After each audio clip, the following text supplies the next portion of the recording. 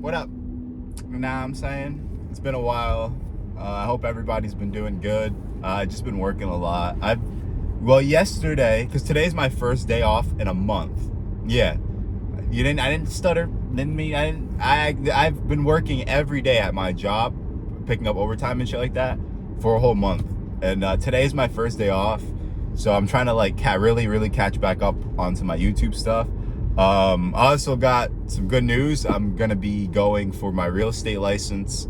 The classes start at the end of this month in July, so I'm actually looking forward to doing that. It's something that I've always wanted to do since when I first started working in the housing market. I was like, oh, I want to get my license. And I remember saying last year I even signed up for the classes, but when I started my new job, it fucked up my scheduling for the class times, so I couldn't even take it. So I had to get a refund on my classes, and then I never eventually got around to it. And now, given that my whole circumstance and my lifestyle is different, I was like, I think I can finally give a chance. Now that my schedule is more open, I have a little bit more free time to dedicate to bettering myself. So I was like, why not go out and actually finally do something that, I've been saying I want to do it, so why not finally do it? I don't want to say I want to do something and not do it, because that's not good. That's not a good habit to keep up with. And talking about habits, I've been reading a lot more. Within just last month alone, I finished 10 audiobooks, or 10 books, realistically 10 books. An audiobook and a book is the same thing. It's just being read to you.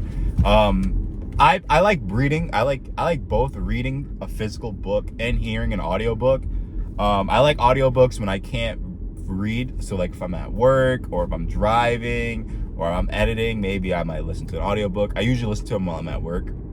That's my thing. So while I'm at work for 8 hours, I'm getting 8 hours of just straight audiobook. And I like that. It's been working. With that, I managed to finish 10 books in less than a month. And even for someone like me, I don't mind reading. I'd read articles or little snippets of things that I was interested in, but I never really until when I left school, I never really opened a book and was like, I'm gonna read this book. It's fucking music. It's been a while since I've done that. So just for some people that read every day, that's for them, that's dude, 10 books in a month. It's bro, I could do 30 books in a month. So just for me, for a beginner, absolute beginner, I'm very proud of myself. The books that I did finish, I recommend all of them. Atomic Habits, I was actually the first one, and that basically I'll give a quick summary.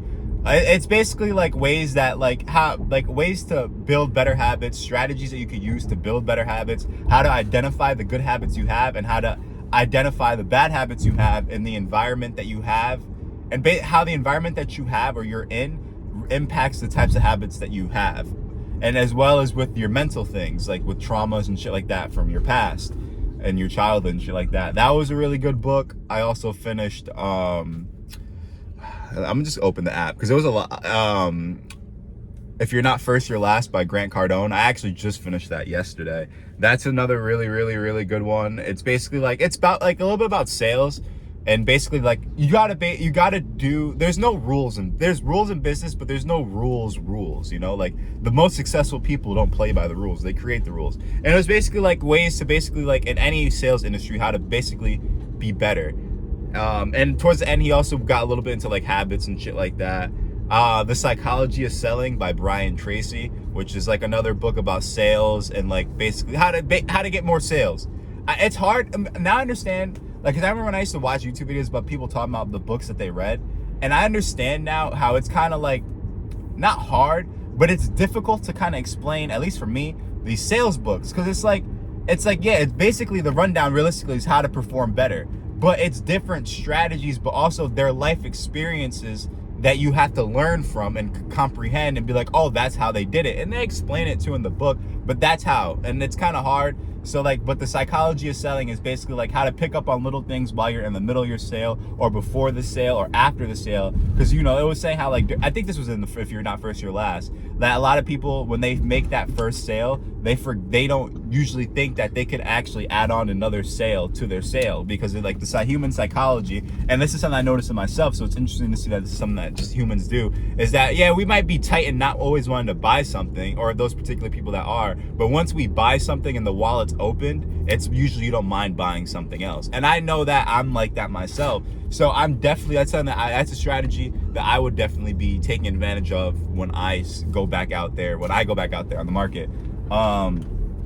I finished The 10X Rule by Grant Cardone. That's another really, really good book. Highly recommend that to everybody.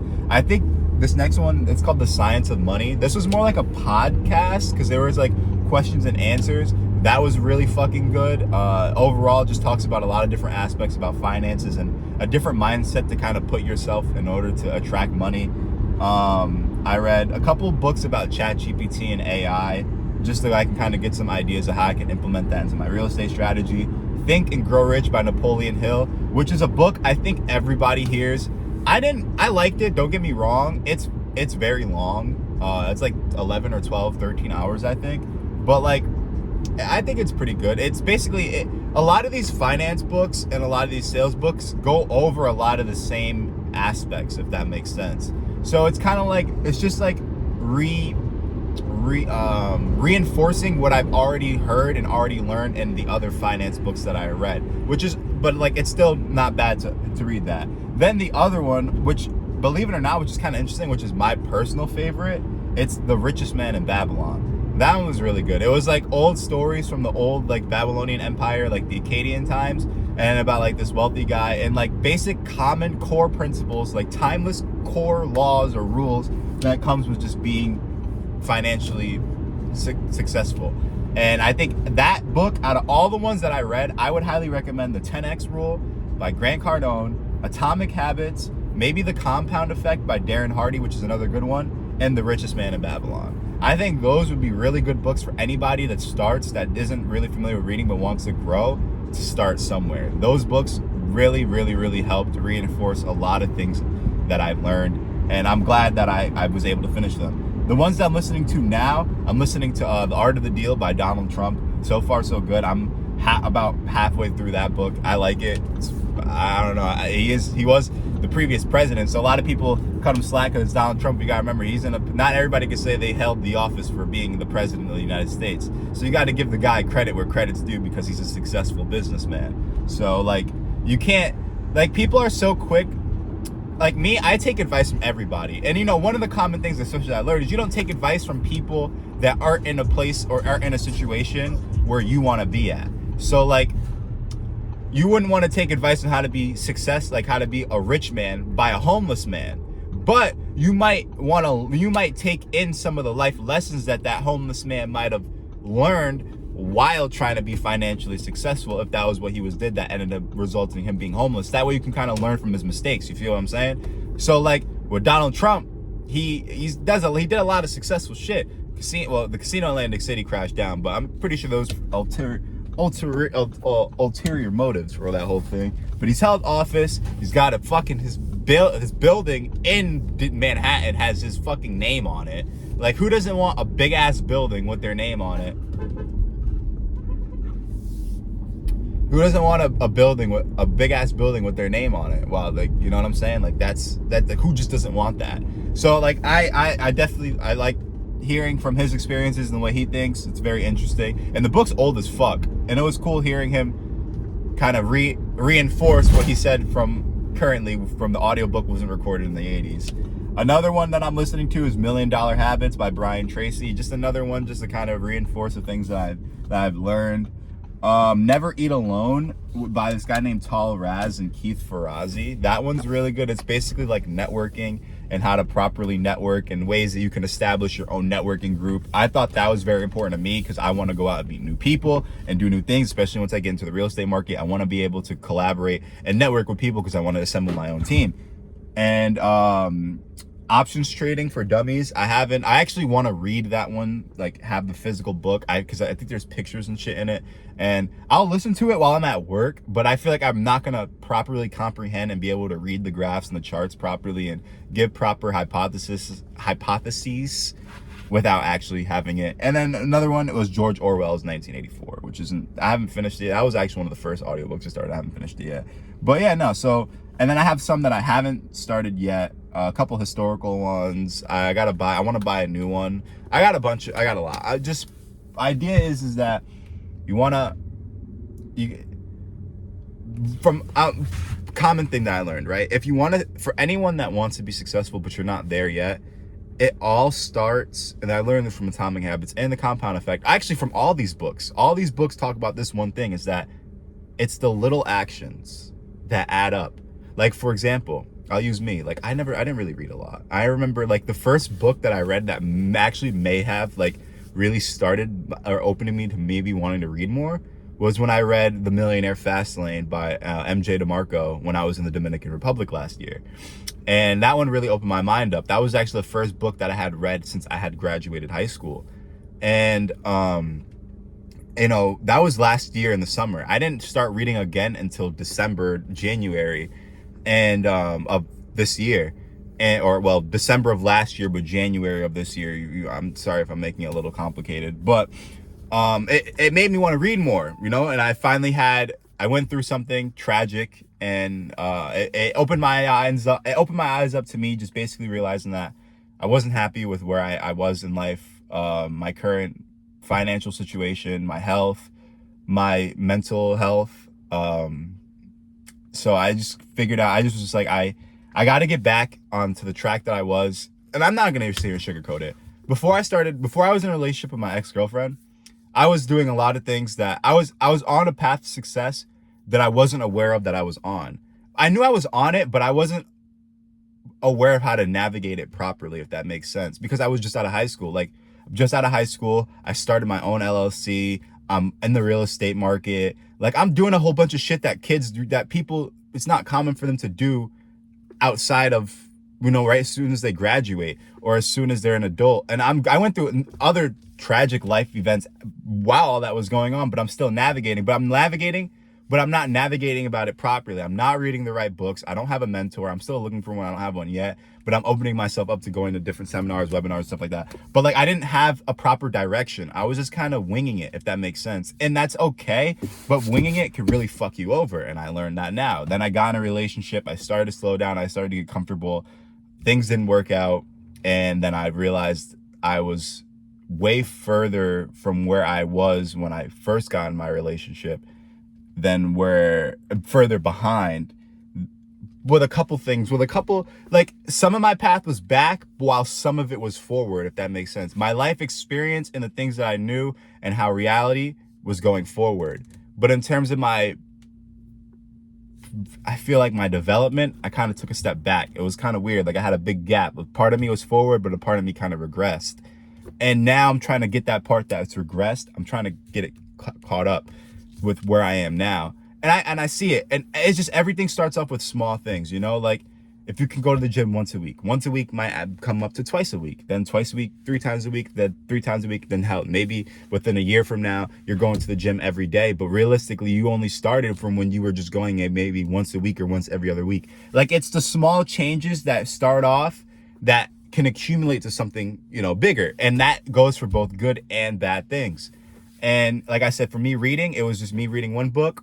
Then it was 6 months later, I started reading more, because that one book made me realize, like, yo, maybe I need to really read more, and I need to understand more about finances, because it's okay to understand how money works. And I think everybody has a little bit. I know, understand how money works, kind of like what Andrew Tate said. I understood how money works. I just didn't know how to get it. And then now it's like I have a way better understanding of how finances work. And now I have avenues of ways I want to approach it to get it, if that makes sense.